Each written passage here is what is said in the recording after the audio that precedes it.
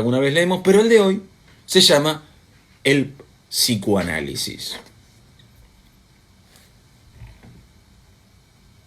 En el amplio rancho donde funcionaba la comisaría de Capibara Cue, se encontraban, en la mañana de un cálido verano, los más distinguidos representantes de la autoridad policial lugareña, vale decir, don Frutos Gómez, el comisario, Luis Arzázola, el oficial sumariante, y el cabo Leiva, amén de un agente que cebaba mate para los tres primeros.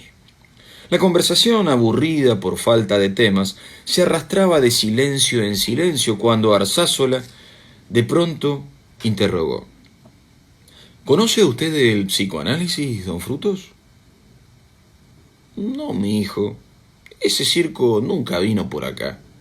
El cabo Leiva interrumpió diciendo: Circo lindo Nicó era el Olivod. Joligú, que le decían algunos que se daban de leídos. Traían una mocita alambrera con unos pantaloncitos muy ajustados que sabía hacer unas pruebas de equilibrio muy difíciles.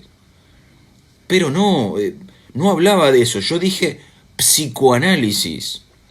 Ya te dije, Nico, que el circo análisis no vino por acá, al menos desde que soy comisario.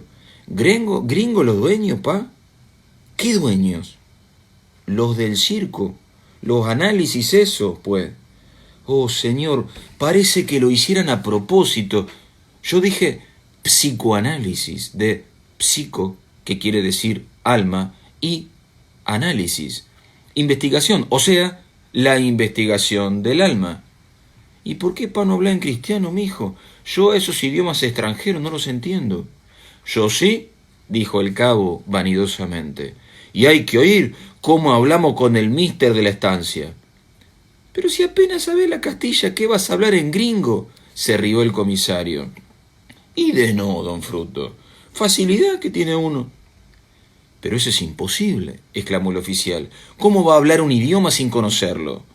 Yo no sé, pero cuando él me ve, me dice tuyuyujú, cigüeña negra. Y yo le contesto, fuera, güey pirú, fuera, voy flaco.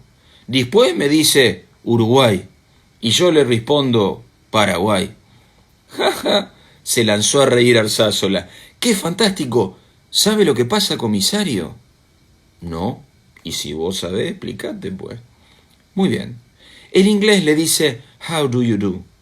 ¿Qué quiere decir cómo le va? Y cree que Leiva le contesta Very well, thank you, o sea, muy bien, gracias. Entonces se despide diciéndole Goodbye, que significa adiós, y se va convencido que el cabo le ha contestado lo mismo. Lo que pasa es que en inglés esas palabras se pronuncian muy parecidas a lo que él entiende. Vea si serán atravesados los gringos para la conversa, dijo el aludido. Si alguna vez me nombran comisario del mundo, yo le voy a obligar a todos a que hablen bien, así como hablamos nosotros, uséase en Castilla o en guaraní, lo idioma del cristiano, y no es entreviero de palabras. Bien, continuó el oficial, volviendo al psicoanálisis. Es una ciencia muy útil para la policía. No me diga, expresó don Frutos interesado. Sí, comisario, mediante preguntas bien calculadas, se consigue que el delincuente sea delatado en sus respuestas por el subconsciente. Qué lástima que aquí no haya subconsciente. Supo haber un subcomisario y una vez vino un subteniente para las elecciones, pero subconsciente no conocí. ¿Y qué grado es? ¿Encima de sargento, pa?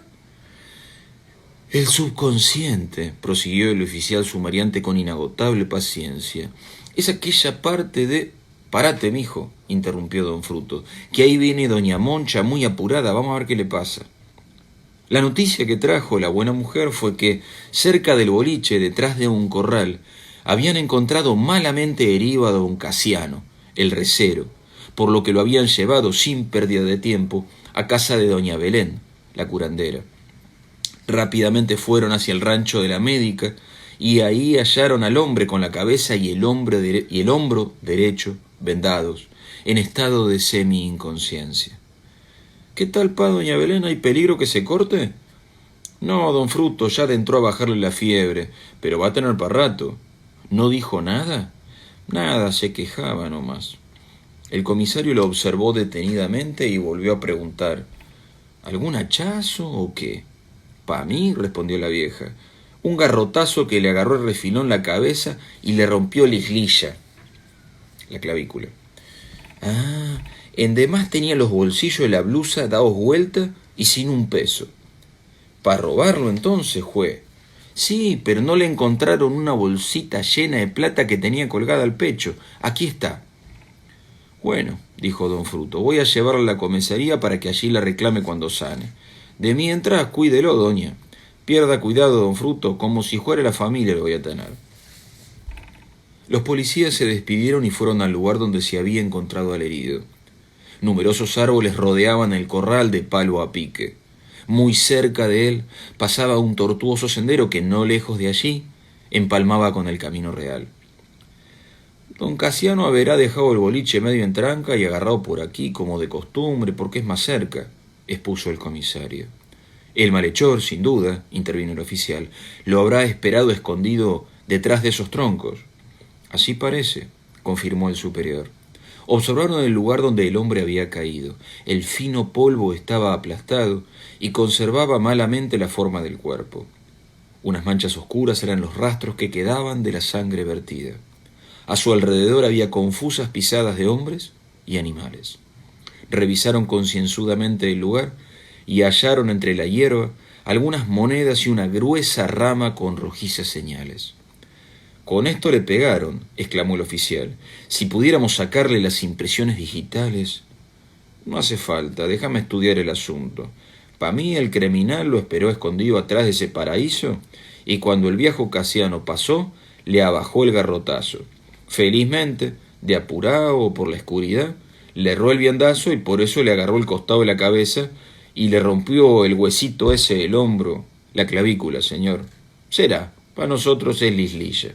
Después le revisó y le sacó la plata que encontró en la blusa. Si le acierta bien, lo disjuntea, afirmó el cabo Leiva. Menos mal, así solo tendremos que meterlo preso por robo y heridas y no por muerte, que es cosa más seria. Pero antes hay que saber quién es, señor. Claro, pues, pero ya lo agarraremos. Ande ha de ir el güey que no are. El comisario fue y habló con don Pedro, el bolichero. Luego consultó con los parroquianos que habían estado esa noche en el negocio. De un rancho se trasladó a otro, conversó, tomó mate, siguió conversando y tomando mates, y cuando hubo efectuado todas sus averiguaciones quedó con 2 sospechosos alojados en la comisaría. Eran 2 peones que habían conducido una tropa de hacienda para el carnicero y luego habían permanecido en el pueblo a la espera de otra changa. Los 2 habían estado en el negocio jugando al monte la noche anterior y salido con intervalo de minutos, un rato antes que don Casiano, y sus explicaciones no eran muy satisfactorias. Uno decía que como había perdido todo lo que llevaba encima, había ido hasta donde se alojaba a buscar más dinero y que al volver encontró el negocio cerrado, por lo cual se volvió a dormir.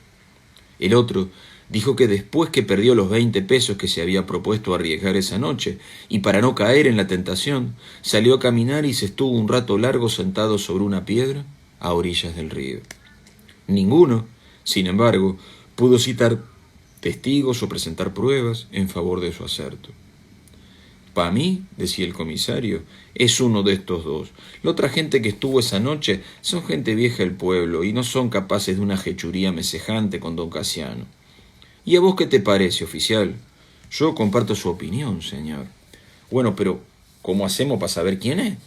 Si usted me deja, don Frutos, dijo el cabo Leiva, yo los hago hablar con una buena estaqueada. No sea bárbaro, cabo, saltó Arzázola. Hay que proceder con métodos humanos. Déjemelos a mí. Bueno, accedió don Fruto, te los dejo hasta mañana. Lo único que te pido es que los tengas sin comer y sin darles agua. Total, un día de ayuno no hace mal a ninguno. Un poco a regañadientes, el oficial consintió a esta última petición y procedió a interrogarlos. Estamos leyendo El psicoanálisis, un cuento de Belmiro Ayala Gauna. Toda la noche estuvo Arzázola valiéndose de las preguntas más sutiles sin ningún resultado. Finalmente gritó y amenazó con gran contento del cabo Leiva y de la gente de turno, pero tampoco obtuvo fruto alguno. Cuando, cansado, renunció a su tarea para ir a dormir, no había sacado nada en limpio. Él también tenía el convencimiento de que uno de los dos era el culpable, pero no acertaba a determinar cuál de ellos era. Desesperado, acudió a sus libros y a la mañana siguiente, después de saludar a don Frutos, dijo: «Vea, comisario, ayer no conseguí nada, pero hoy espero tener éxito porque voy a aplicar el psicoanálisis». «Metele nomás, muchacho. Lo único que te repito es que los tengas sin comer y sin agua, lo mismo que si fueran a comulgar. Eso ayuda». El oficial hizo traer a uno de los detenidos y le dijo: «Le voy a decir una serie de palabras y usted me va a contestar lo primero que le venga a la cabeza. ¿Entendió?» «No». Una y otra vez repitió Arzázola su explicación y al fin logró hacerse entender. Empezó: «Blanco». «Blanco». «Rancho». «Rancho». «Oh, dígame otra cosa, lo primero que se le ocurra». «Y no se me ocurre nada, pues, sino lo que usted me dice». Después de luchar media hora, decidió probar con el otro de modo diferente. «Vea», le dijo, «aquí tiene una serie de palabras. Léalas y abajo de cada una escriba lo que le venga en gana, ¿sabe?» «Sí, oficial, pero el caso es que no sé escribir». Viéndolo sudoroso y fatigado, don Frutos le invitó: «Mira, mandalo adentro otra vez y descansa un poco». «Gracias, don Frutos». Cuando hubo cumplido el mandato y vino a sentarse junto al viejo, éste le preguntó, después de alcanzarle un mate: «¿Y cómo trabaja el psicoanálisis ese que decías vos?» «En lo sustancial no es sino el estudio de las palabras o de los actos que dicen o realizan las personas en forma inconsciente para relacionarlas con un hecho determinado». «Ya que sos difícil, mijo. ¿Y qué para inconsciente?» «Lo que se hace sin pensar, en forma habitual y automática, comisario, casi por costumbre. Como usted, por ejemplo, cuando está preocupado, se tira de la barba». «Ajá.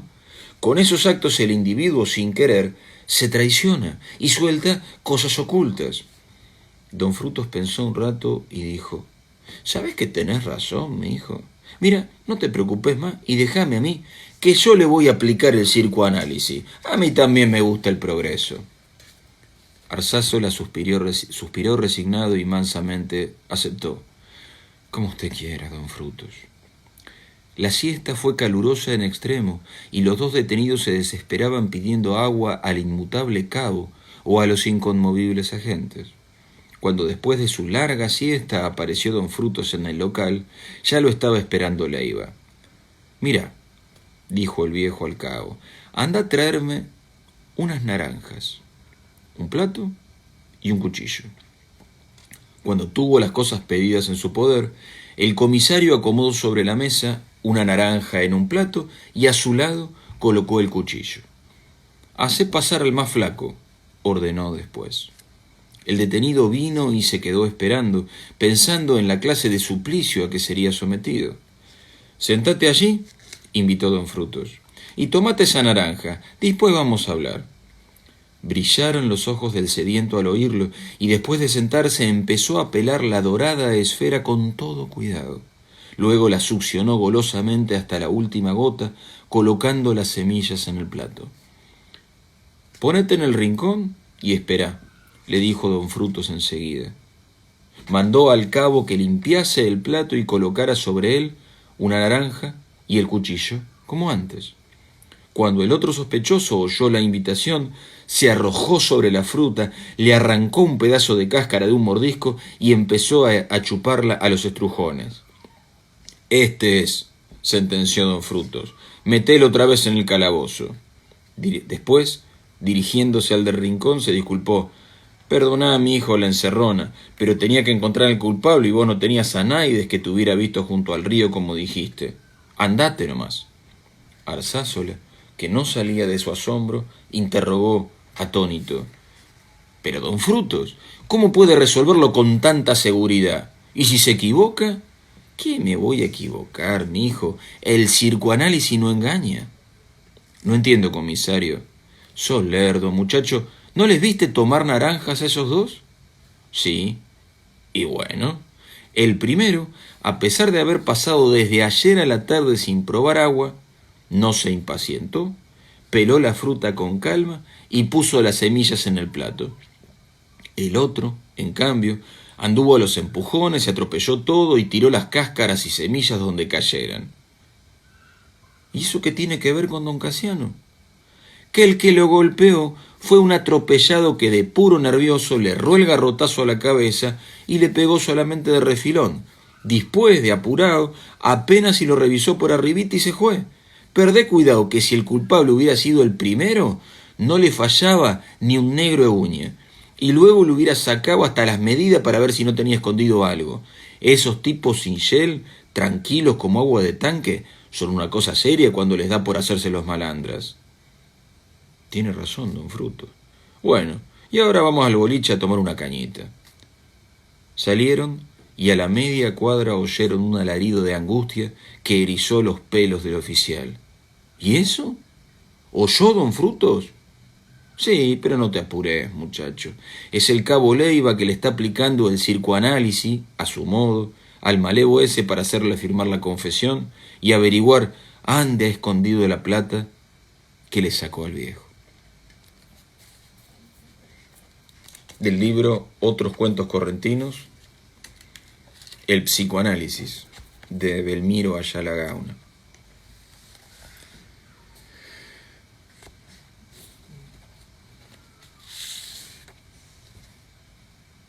Una cosita del libro. Cuando lo leía hoy, lo releía para compartirlo con ustedes, pensaba, al final del cuento está ahí el cabo de la policía pegándole al detenido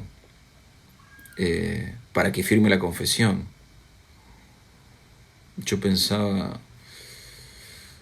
para nuestra mirada actual, esos son apremios ilegales. Bueno, hasta la privación de agua y de alimento durante horas y horas, que es el modo que elige el comisario para determinar cuál de los dos es el ladrón y el casi asesino, también es un apremio ilegal. Y después me dije lo que me digo siempre. Yo estoy leyendo un cuento, no estoy haciendo un juicio moral sobre los métodos de un ficticio policía correntino de hace 80 años. Y no me quiero privar de leer cómo era este personaje, cómo lo pensó Ayala Gauna hace tantos años. Que yo piense hoy de determinada manera no significa que no pueda leer historias donde la gente piensa y actúa de otra. Y me parece que es importante siempre distinguir las dos cosas, porque si no, cada vez vamos a tener menos historias para leer y cada vez vamos a tener menos cosas en las que pensar, si tenemos cada vez menos historias para leer.